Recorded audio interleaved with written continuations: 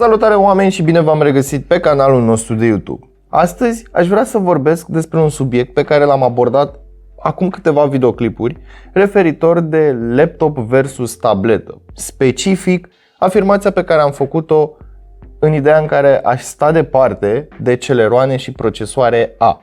Motivul pentru care am avut această părere este că până la momentul respectiv, experiența pe care eu am avut-o cu acele procesoare m-a împiedicat să recomand tuturor genul acela de laptopuri. Pentru că nu toată lumea are un interes către zona tehnică a laptopurilor sau a tabletelor. Și atunci când începe să se miște greu, ai impresia că ai dat banii de pomană și poate nu toată lumea vrea să stea să-și piardă timpul căutând pe internet diverse informații despre ce să ștergi, ce să îmbunătățești, ce să cureți și așa mai departe ca să readuci laptopul într-o zonă normală, să-i spunem, de utilizare. Și atunci, lasă celeroanele și lasă Pentiumurile departe și minimum ar fi un Ryzen 3 sau un i3 de la Intel. În schimb, recent am văzut acest laptop despre care aș vrea să vorbim puțin astăzi pentru că mi-a modificat puțin părerea despre procesoare Celeron.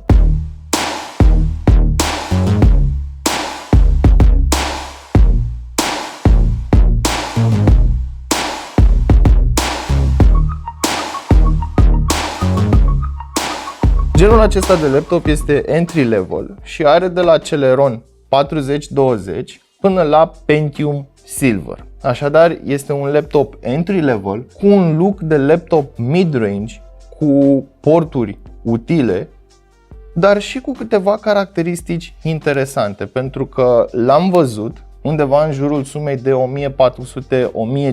de lei. Și am spus, pentru banii ăștia să ai un finisaj plăcut, să ai un deck care nu flexează, o clapă care nu are foarte mult flex, 14 inch, Full HD și se apropie în zona aceea de IPS, dar nu este un IPS, nu este foarte luminos ecranul, dar elementele sunt afișate foarte, foarte bine. Și atunci am zis, ceea ce cred eu despre Intel Celeron s-a schimbat.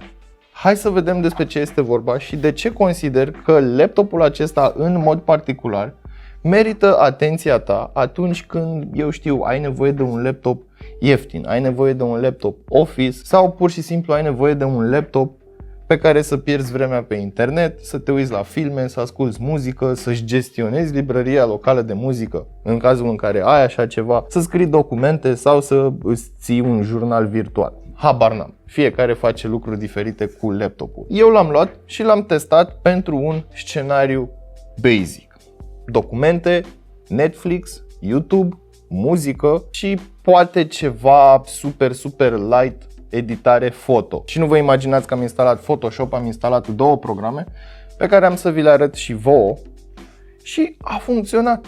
Laptopul acesta mi-a depășit așteptările. Hai să vorbim prima oară despre construcția laptopului. Motivul principal care mi-a atras atenția este designul. De obicei, vezi ceva lucios, ceva mat sau ceva texturat în zona mai scumpă a laptopurilor. În ciuda faptului că este făcut din plastic în totalitate, de la capac, la deck și la capacul de pe spate, nu îți lasă senzația că este un laptop ultra entry level, în ideea în care prima gamă de preț, primul laptop, asta primești, un plastic și cu asta basta. Cineva și-a dat silința să-i facă designul, cineva și-a dat silința să-i facă finisajele și îmi place pentru că se îmbină cum trebuie orice muchie, orice colț, orice șurub.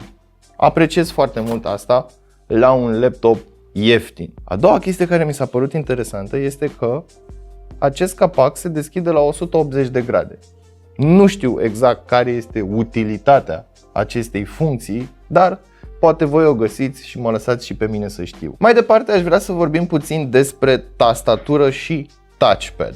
De ce? Pentru că atunci când iei în considerare un laptop atât de ieftin, cel mai probabil îți vei petrece foarte mult timp în această zonă. Vei scrie, te vei documenta, vei da scroll pe diferite pagini web, vei avea foarte multe pagini web deschise și, evident, probabil o să folosești un editor text destul de des. Fiind un laptop de 14 inch, nu avem tastatură numerică în partea din dreapta, dar avem un numpad integrat în touchpad. Dar tastatura are un layout clasic, un layout simplu, senzația tactilă este foarte plăcută atunci când o apeși, dar bineînțeles nu se compară, eu știu, cu laptopurile mai scumpe. Apreciez foarte mult că senzația tactilă este uniformă de la stânga la dreapta tastaturii, inclusiv flexul este minimum pentru o carcasă de plastic și îmi place foarte mult acest lucru. Din păcate, tastatura nu este iluminată, dar există o variantă a acestui laptop ce are lumină sub taste. La laptopul acesta, în mod particular, îmi place layout-ul.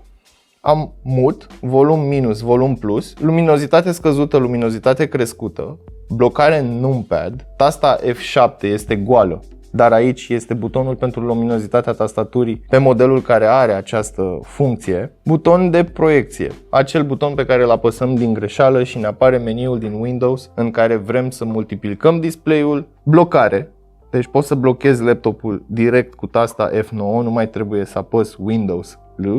Un buton care îmi blochează și deblochează software, camera web și cea mai utilă funcție din punctul meu de vedere pentru un astfel de laptop, o tastă care mi accesează direct Snip and Sketch.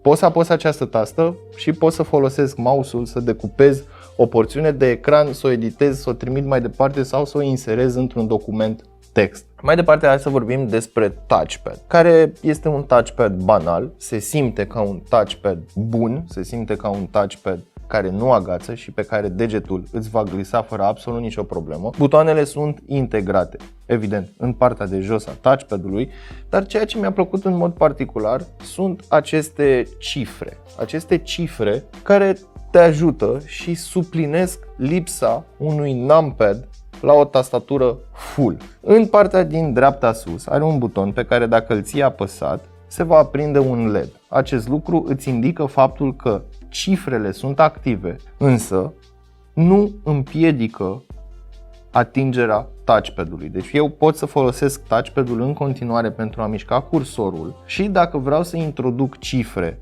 plus, minus, procentaj sau să apăs tasta Enter, o pot face în această zonă. Mare atenție atunci când ai această funcție activată, pentru că poți să selectezi text și dacă apeși din greșeală tasta 5, să spunem, tot textul selectat va fi înlocuit cu 5. Am vorbit de tastatură, am vorbit de touchpad, hai să vorbim și despre conectivitate și voi începe cu porturile. Avem două mufe USB tip A. Una dintre ele este 2.0, cealaltă este 3.2. Mai avem o mufă USB tip C, generație 3.2, un cititor de carduri microSD, o mufă combo jack și un HDMI 1.4. Din punctul meu de vedere sunt suficiente porturi în ideea în care hub-urile USB și-au scăzut prețul destul de mult și dacă vrei un hub USB 3.0 și ai dori să-l conectezi la mufa USB 3.2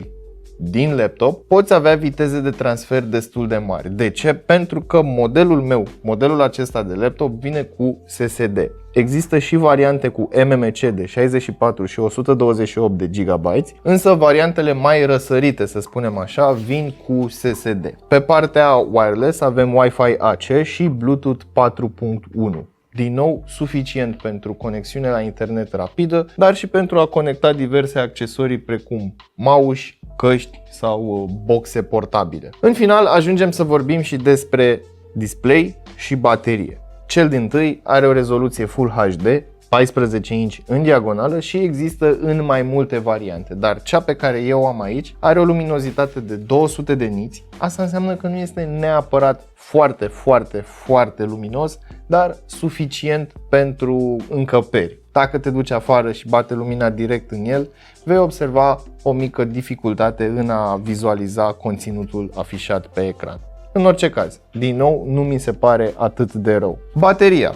42 de Wh, 3 celule. Am reușit să scot undeva la 5-6 ore de utilizare medie, adică ceva text scris, inclusiv ideile pentru acest videoclip le-am scris pe acest laptop. Am ascultat ceva muzică, am conectat căștile și am mai ascultat ceva muzică. Ce-i drept, nu pare foarte interesant, dar Pentru 5-6 ore, asta înseamnă o zi de cursuri sau o zi de școală, în care tu poți să cauți informații pe internet, poți să faci proiecte și, bineînțeles, poți să te și destinzi în timpul acesta. Și în final am ajuns și la capitolul audio, pentru că este Asus și Asus mereu au avut niște difuzoare ceva mai bune decât media. Apreciez foarte mult că și pe acest model entry-level Asus au pus niște difuzoare mai mult decât decente. Nivelul sunetului nu este foarte mare, în schimb calitatea este ceva peste medie. Avem ceva bas pe acolo, ceva înalte, în schimb mi se pare laptopul perfect pentru ședințe pe Zoom, Google Meet, Skype sau mai știu eu ce alte platforme folosiți. Din nou, vocea se aude foarte bine, se aude clar, însă dacă dai laptopul la volum maxim și cineva vorbește lângă tine, poate cu ușurință să acopere sunetul scos de aceste difuzoare. În final, ajungem și la sfârșitul acestui videoclip și v-am promis că vă spun de acele două softuri de editare foto. Unul dintre ele este Paint.net și al doilea este GIMP. Probabil ați mai auzit de aceste programe, în caz contrar vă spun acum, sunt niște variante light de Photoshop. Ai putea să le numești așa, sunt gratis, le poți descărca pe absolut orice sistem, inclusiv pe Linux, mai puțin Paint.net, acela nu funcționează pe Linux, este exclusiv Windows. Ele funcționează inclusiv pe un astfel de laptop și în ideea în care vrei să faci un mini logo, vrei să editezi lejer o fotografie și nu trebuie să o exportezi 4K sau mai știu eu ce alte rezoluții de genul acesta, poți să lucrezi pe layere și procesorul acesta duce. Dacă îl conectezi la un monitor ce are o acuratețe mai bună de reproducere a culorii, face o treabă cu atât mai bună și uite așa ai un pachet semi-complet, să-i spunem, pentru că nu poți să te joci decât jocuri foarte vechi sau un browser. Cam asta pentru ziua de astăzi, până data viitoare știți ce aveți de făcut, iar eu sunt foarte curios despre ce părere aveți în raport cu acest laptop, sau mai bine spus, ce părere aveți despre segmentul acesta de laptopuri ieftine. Poate ar trebui să-l abordăm mai mult, poate ar trebui mai mult studiat, pentru că din punctul meu de vedere, modelul acesta de Asus ai putea spune că ridică ștafeta. Un pic de tot, un pic de tot. Este echivalentul lui Poco M3, dar în lumea laptopurilor. Și de ce spun acest lucru? Pentru că oferă destul de multe lucruri la un preț destul de mic. Mă bucură foarte mult să văd, pentru că deja mi-am imaginat un budget starter pack. Dacă sunteți curioși, lăsați-mă să știu în secțiunea din comentarii și poate vă spun despre acest budget starter pack.